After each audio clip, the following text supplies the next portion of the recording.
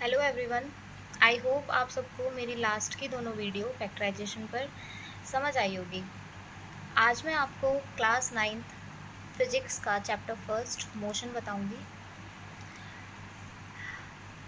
Motion motion क्या होता है? किसी भी बॉडी का मूवमेंट। मूवमेंट जो है वही मोशन कहलाता है। एक चीज़ होती है स्टेशनरी ऑब्जेक्ट। स्टेशनरी मीन्स जो भी चीज़ें रुकी हुई हैं, किसी भी प्लेस पर रुकी हुई हैं, जैसे ट्री फिक्स्ड है एक प्लेस पर, हाउस, स्कूल, फैक्ट्री, पोल्स, ये सारे एक जगह पर फिक्स्ड हैं, लगे हुए हैं। तो यानी ये जो चीज़ें हैं, ये जो ऑब्जेक्ट हैं, ये हमारे स्टेशनरी ऑब्जेक्ट हैं। और जैसे एनिमल्स, बर्ड्स, बसेस, कार, हम लोग, ये सब क्या करते हैं? मूव करते हैं। तो ये कैसे ऑब्जेक्ट हैं? ये मूविंग ऑब्जेक्ट हैं। ये मूव कर सकते हैं वन प्लेस टू अनदर, यानी एक जगह से दूसरे जगह तक मूव कर सकते हैं। ठीक है। ह्यूमन बीइंग मूव करता है जब वो चलता है, बर्ड मूव करती हैं जब वो उड़ती हैं, एनिमल्स जब वो रन करते हैं, फिश जो होती हैं हमारी जब वो स्विम करती हैं तब वो मूव करती है। यानी जो मूवमेंट होता है वही क्या कहलाता है? मोशन। ये जो मोशन की जो कैरेक्टरिस्टिक है, जितनी भी मूविंग बॉडीज़ होती हैं उनकी जो ये कैरेक्टरिस्टिक है वो टाइम के साथ चेंज होती रहती है। अब ऐसा तो नहीं है हम एक ही जगह पर फिक्स्ड हैं, तो हम जो है टाइम के साथ हमारी जो पोजीशन है वो चेंज होती रहती है। तो मोशन क्या होता है?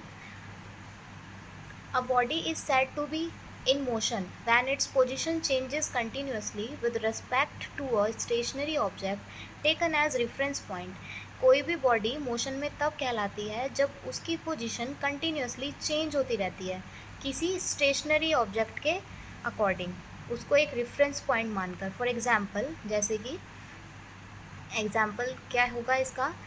जैसे कोई कार है, वो मूव कर रही है। अब कार मूव कर रही है, रास्ते पर उसको पेड़ मिलेंगे, घर मिलेंगे, पोल्स मिलेंगे। तो जो वो पेड़ हैं, घर है, ट्रीज़ हैं, वो सारे उस कार के लिए स्टेशनरी ऑब्जेक्ट है, और कार जो है उसकी जो पोजीशन है वो कंटिन्यूसली चेंज हो रही है। ठीक है। तो क्या लिख सकते हैं हम एग्जाम्पल कि when the position of car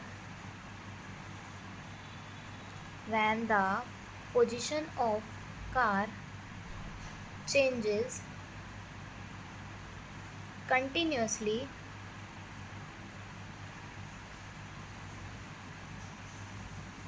with respect to stationary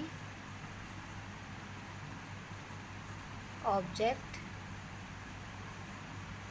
like houses, trees, etc. ठीक है। अब क्या होता है कि कुछ बॉडी जो होती हैं उनका मोशन फास्ट होता है, यानी उनका मूवमेंट हम इजीली देख सकते हैं, ऑब्ज़र्व कर सकते हैं। लेकिन अगर कोई बॉडी धीरे से मूव कर रही है, स्लोली मूव करती है, तो उनका मोशन ऑब्ज़र्व करना, एकदम से ऑब्ज़र्व करना वो डिफ़िकल्ट हो जाता है। फॉर एग्ज़ाम्पल, जैसे कि हमारी रिस्ट वॉच, हमारी जो वॉच होती है उसमें क्या होता है? 3 हैंड्स होती हैं, यानी 3 सुइयाँ होती है, सेकंड की, मिनट्स की और आवर्स की। ठीक है। जो कि उस घड़ी के डायल के राउंड राउंड घूमती रहती हैं। तो जो सेकंड हैंड जो वॉच होती है, सेकंड की जो सुई होती है वो बहुत फास्ट मूव करती है। ठीक है। तो उसका मूवमेंट तो हम इजीली ऑब्जर्व कर लेते हैं, लेकिन जो हमारी मिनट हैंड होती है, घंटे की सुई होती है, मिनट्स की जो सुई होती है, वो उनका जो मूवमेंट होता है वो बहुत स्लो होता है, उसको हम ईज़िली ऑब्ज़र्व नहीं कर पाते। अगर हमको उनका मूवमेंट ऑब्ज़र्व करना है तो हमको थोड़ी देर तक घड़ी की तरफ को देखना होगा, तो उसके बाद हम उसके मोशन को ऑब्ज़र्व कर पाएंगे। तो यानी इसका मतलब ये है कि जो फास्ट मूवमेंट होता है उसको हम इजीली ऑब्ज़र्व करते हैं, और जो स्लो मूवमेंट होता है उसको हम थोड़ा लेट से ऑब्ज़र्व कर पाते हैं। ठीक है। अब इसमें दो चीज़ें आती हैं मोशन में, एक हमारा होता है डिस्प्लेसमेंट और एक होता है हमारी डिस्टेंस। ठीक। तो डिस्टेंस क्या होता है? डिस्टेंस का मतलब होता है दूरी। ठीक है। तो the distance travelled by your body is the actual length of the path. मतलब क्या, डिस्टेंस क्या होता है? The distance travelled by a body is the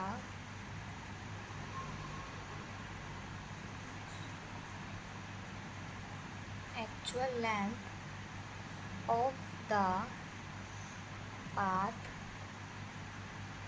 covered by a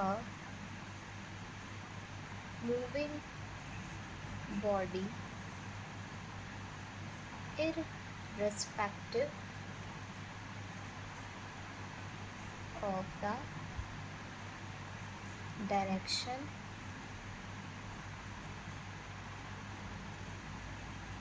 in which the body travels।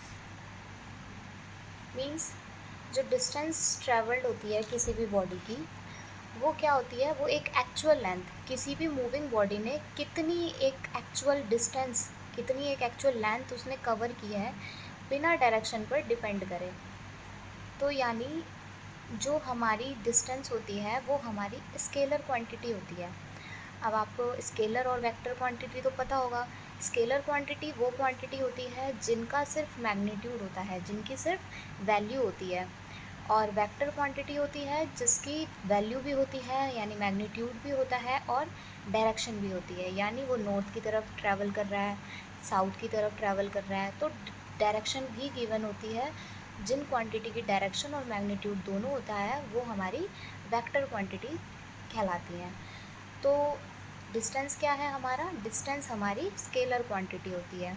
Distance is a scalar quantity, क्योंकि इसका सिर्फ magnitude होता है, ये डायरेक्शन पर डिपेंड नहीं करती।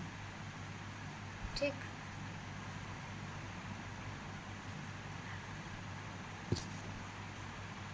जैसे मान लिया हमारे पास एक आदमी है जो ए पोजीशन पर खड़ा है।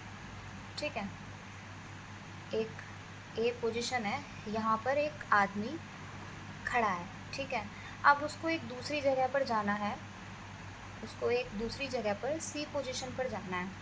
ठीक है, लेकिन सी पोजीशन पर जाने से पहले उसको एक फ्रेंड है उसका जो रास्ते में जिसका घर आता है, मान लिया उसकी पोजीशन बी है, उसको पहले उससे मिलना है, फिर उसको वहाँ पर जाना है। अब क्या करेगा वो यहाँ से पहले डायरेक्ट अपने दोस्त से मिलेगा। ठीक है, मान लिया वो दोस्त से उसके घर से और उसके दोस्त के घर की जो बीच की डिस्टेंस है, मान लिया वो 5 किलोमीटर है। ठीक है, तो यानी उसको ए पॉइंट से बी पॉइंट पर जाने के लिए 5 किलोमीटर की डिस्टेंस ट्रैवल करनी पड़ेगी। अब वो यहाँ पर उससे मिल लिया, अब उसको जहाँ पर एक्चुअल में जाना था यानी सी पॉइंट पर जाना था, अब वो बी से सी पॉइंट पर जाएगा। तो सी पॉइंट और बी पॉइंट के बीच की जो डिस्टेंस है वो 3 किलोमीटर है। ठीक है, यानी वो पहले ए पॉइंट से बी पॉइंट पर गया अपने फ्रेंड से मिलने के लिए, दैन बी पॉइंट से वो सी पॉइंट पर गया अपने एक्चुअल जगह पर जहाँ उसको जाना था। तो यानी जो उसने एक्चुअल डिस्टेंस कवर की है वो है उसका ABC पाथ।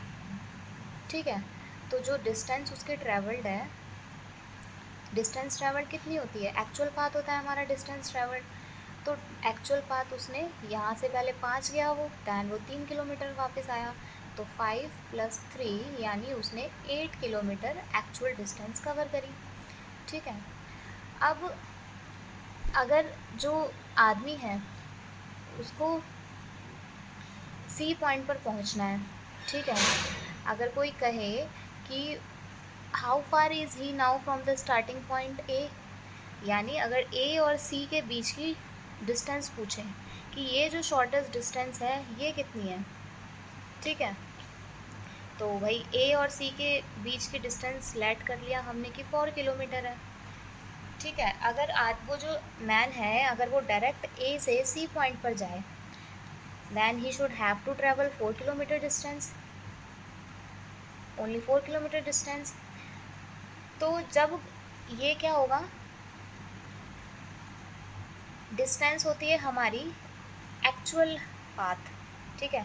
एक पॉइंट से दूसरे पॉइंट पर आने तक, यहाँ से यहाँ तक आने पर उसने कितनी एक्चुअल लेंथ ट्रेवल की है, वो हमारा डिस्टेंस है, यानी एक तरीके से इनडायरेक्ट पाथ है। भाई वो ए से डायरेक्ट भी जा सकता था सी पर, लेकिन वो ए से ऐसे घूम के पहले बी गया, दैन वो सी पर आया, ठीक है, यानी एक तरीके से इनडायरेक्ट पाथ।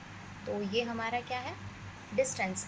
अब अगर कहे कि भाई ए से उसको डायरेक्ट सी पर भेजो, तो ये जो ए से डायरेक्ट सी की जो बीच की डिस्टेंस होगी वो हमारी कहलाएगी डिस्प्लेसमेंट, ठीक है। डिस्प्लेसमेंट हमारा क्या होता है, शॉर्टेस्ट डिस्टेंस। ये जो जहाँ पर वो था पहले, ये उसकी क्या थी, इनिशियल पोजीशन, यहाँ पर खड़ा था वो पहले, जाना उसको कहाँ था, सी पोजीशन पर, यानी ये उसकी फाइनल पोजीशन थी।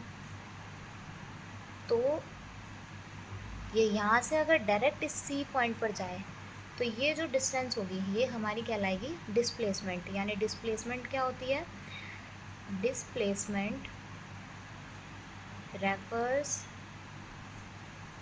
To the straight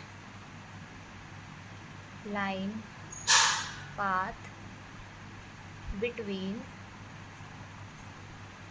initial and final position, ठीक है। यानी इन शॉर्ट हम कह सकते हैं कि जो डिस्टेंस जो होती है वो लॉन्ग पाथ होता है एक पॉइंट से दूसरे पॉइंट पर जाने का। जैसे हम स्कूल से अगर अपने घर आएँ, तो अगर हम डायरेक्ट घर ना आएँ, पहले बीच में अपने फ्रेंड्स के यहाँ रुक जाएँ या फिर किसी शॉप पर रुक जाएँ, फिर वहाँ से घर आएँ, तो ये जो हमने ये इनडायरेक्ट पाथ लिया है स्कूल से अपने घर आने का, वो हमारी डिस्टेंस हो जाती है, ठीक है। और डायरेक्ट अगर हमें अपनी इनिशियल पोजीशन से फाइनल पोजीशन पर आ जाते हैं, तो वो हमारी डिस्प्लेसमेंट कहलाती है, ठीक है। और डिस्टेंस जैसे हमारी स्केलर क्वांटिटी होती है, ठीक वैसे ही हमारी डिस्प्लेसमेंट जो होती है वो वेक्टर क्वांटिटी होती है। यानी displacement has both magnitude and direction, ठीक है।